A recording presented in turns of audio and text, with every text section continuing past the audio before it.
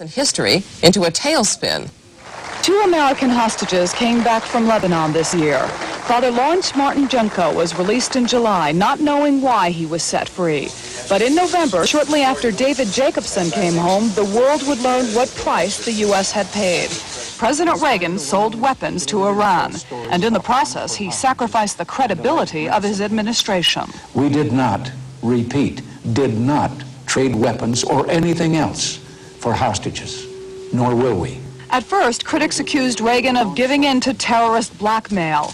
Then the story took a bizarre turn. Attorney General Edwin Meese revealed that some of the profits of the arms sale to Iran had been used to fund the Contra rebels in Nicaragua.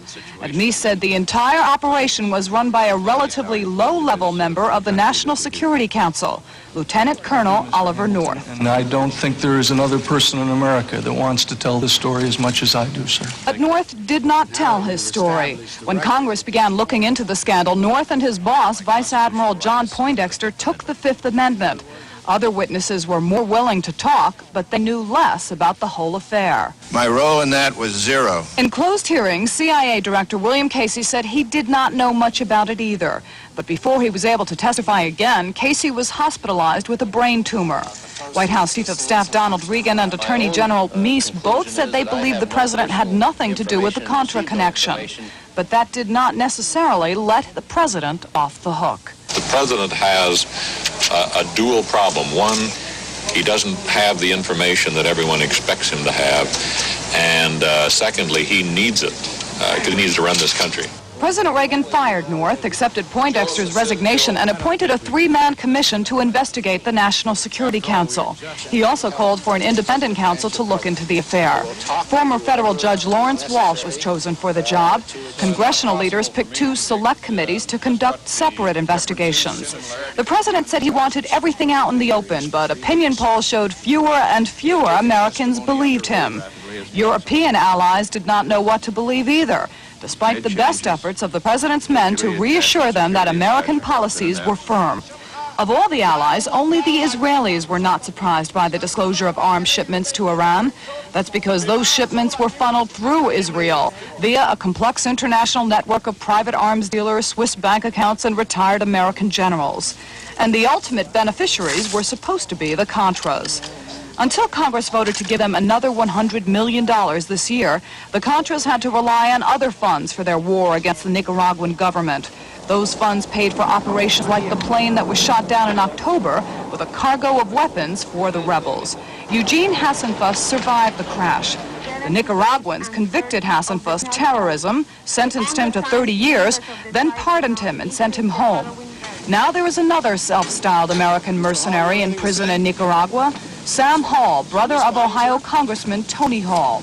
The fly-by-night character of both the Hall and Hasenfuss operations have given Congress second thoughts about its support for America's not-so-secret war in Nicaragua. And now that Congress has found out the war was partly paid for by the sale of arms to Iran, the Contras may lose what little support they have left. For the Year in Review, I'm Susan Lasovich. While the White House was selling arms to Iran, it dealt much differently with other countries accused of sponsoring terrorism. Earlier in the year, the prime suspect was Libya, and the Reagan administration took a hard line. Libya was suspected in the airport massacres at Rome and Vienna 1 year ago. 20 people died. Libya was suspected again in the bombing of a West Berlin discotheque in April.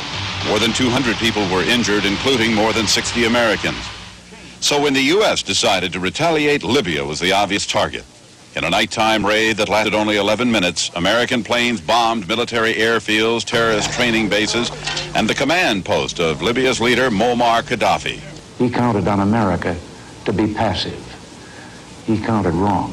One American plane was lost in the raid. Pieces of it later washed ashore. Libya claims 40 people were killed in the raid. The victims were buried as martyrs. In Lebanon, 4 hostages were killed in retaliation for the American attack. One of them was an American, Peter Kilbourne. The other 3 were British. Britain's Prime Minister, Margaret Thatcher, was the only European ally who openly supported the American raid on Libya. Still, other European countries joined Britain in kicking out Libyan students and diplomats suspected of involvement in terrorist activities. But Libya was not the only suspected sponsor of terrorism. Britain uncovered evidence that Syria was involved in a plot to blow up an El Al plane in London. Jordanian Nezar Hindawi was convicted of the crime. The Syrian ambassador was expelled, and Britain broke off relations. Not so long after that, Hindawi's brother was convicted of blowing up an office in West Berlin. Syria was accused of providing the explosives, and West Germany kicked out a number of Syrian diplomats. Other European countries were urged to take sanctions against Syria, but France, for one, was reluctant. Paris had been rocked by a series of bombings in September, and the French hoped Syria would help them put an end to the violence. Lebanese terrorists were suspected but never caught.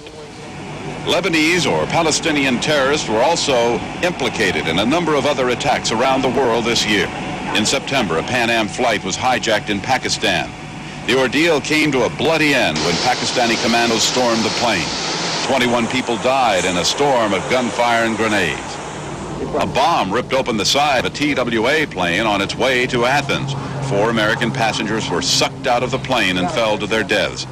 Arab gunmen stormed a synagogue in Istanbul and opened fire on the worshippers. 21 people were killed. 2 Arabs threw grenades into a crowd near Jerusalem's Wailing Wall. 70 people were wounded. For that, and for other attacks on the Israelis during the year, Israel retaliated with several bombing raids on Palestinian bases in Lebanon. The Palestinians also came under attack this year from the Shiite Muslim militia in Lebanon. And it is from the rubble of those battered camps that sponsors of terrorism find many of their raw recruits. For the Year in Review, I'm Patrick Emery. Next on the Year in Review, a woman of courage and determination leads her country back to democracy. And the people of another nation struggle to set themselves free.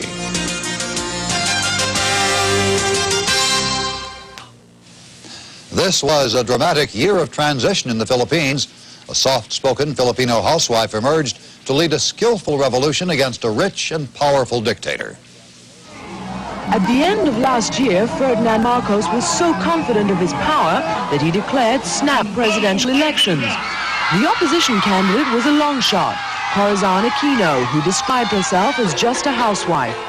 But she was the widow of the Philippines' most popular opposition leader, Benigno Aquino. He had been assassinated in 1983, apparently by the Marcos government. Benigno's mourners became Corazon's supporters. She took the moral high ground during her campaign, and by the time it was over, she was drawing millions of people to her rallies. Marcos drew large crowds too, but his campaign had been hurt by rumors of ill health and charges of massive corruption. Still, Marcos predicted an easy victory, and indeed was declared the winner by the National Assembly. But international observers said the Marcos camp had bought votes and fixed the numbers. The Aquino camp set up its own vote-counting operation, which declared her the winner, and Corazon called for a nationwide strike until Marcos stepped down. A military mutiny brought the standoff to a dramatic end. Marcos's defense minister and chief of staff seized control of the military headquarters in Manila and demanded that Marcos resign. I will not resign. The president threatened to squash the rebellion by force, but his troops were blocked by an extraordinary display of what became known as people power. By the time Marcos was inaugurated, he didn't even have enough power to keep his ceremony on the air. Then, on a plane provided by the United States, he and his entourage fled to exile in Hawaii. A jubilant crowd burst into the presidential palace and saw for the first time the opulence of the Marcos family. After becoming president, Aquino quickly set about trying to get back billions of dollars that Marcos is accused of stealing from the country. She also moved to restore civil rights, releasing hundreds of political prisoners, including several leaders of the outlawed Communist Party. That was her first controversial move. Next, she dissolved the National Assembly and assumed legislative powers to make way for a new constitution and general elections next year. That move fueled the first of many protests against her government, protests that some said were orchestrated by ex-President Marcos. His former running mate tried and failed to proclaim himself president, but Aquino faced a far more serious challenge 4 months later from her defense minister Juan Ponce Enrile. He demanded she take a tougher line against communism. Eventually, Aquino fired Enrile after discovering he planned a coup against her government. She reshuffled her cabinet and negotiated a ceasefire with the communist rebels. A key